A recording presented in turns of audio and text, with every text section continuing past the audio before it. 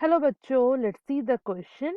Here the question says that which one of the following structures is an organelle within an organelle.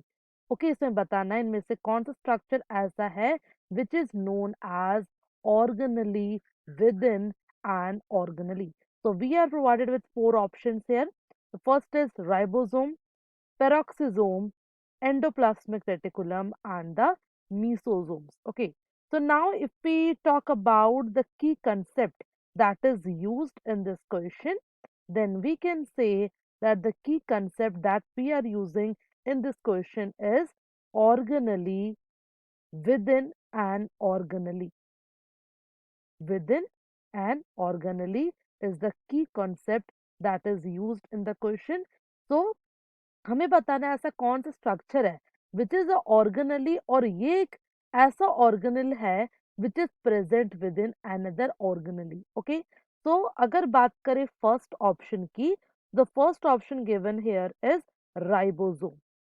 जब भी हम बात करते हैं राइबोसोम की, सो राइबोसोम क्या है, ये एक स्मॉल पार्टिकल्स होते हैं and this could be seen in the cytoplasm in the most of the cases. Okay, so ये ribosome basically क्या है, it is basically a complex of RNA and protein. तो ये RNA और प्रोटीन का complex है और ये एक स्मॉल ऑर्गेनली है, बट ये नेचुरल ऑर्गेनली नहीं है, इट इज अ ऑर्गेनली.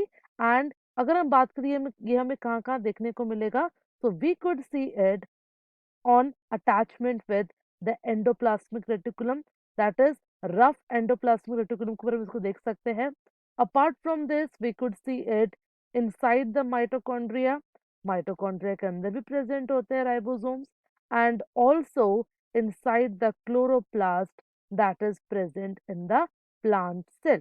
जब हम बात करते हैं एंडोप्लाज्मिक रेटिकुलम की, माइटोकॉन्ड्रिया की एंड क्लोरोप्लास्ट की, तो ये क्या है, ये तीनों के तीनों जो है they are basically the cell organelle. कह सकते हैं very important cell organelle that is present inside the cytoplasm. और इन ऑर्गेनल के अंदर हम राइबोसोम को देख सकते हैं, again it is a organelle. तो इससे हमें पता चल गया कि राइबोसोम क्या है, it is basically a organelle within an organelle. चलिए बात करते हैं ऑप्शन बी का. तो option B that is given to us in the question is peroxisome. जब हम बात करते हैं पेरोक्सीजोम्स की, तो यहाँ पे पेरोक्सीजोम्स क्या है, it is again a organelle. ये एक ऑर्गेनल है, फाइन, लेकिन इसके अंदर हमें दूसरे ऑर्गेनल देखने को नहीं मिलते. अगर बात करें थर्ड ऑप्शन की, तो यहाँ पे जो third option is endoplasmic reticulum.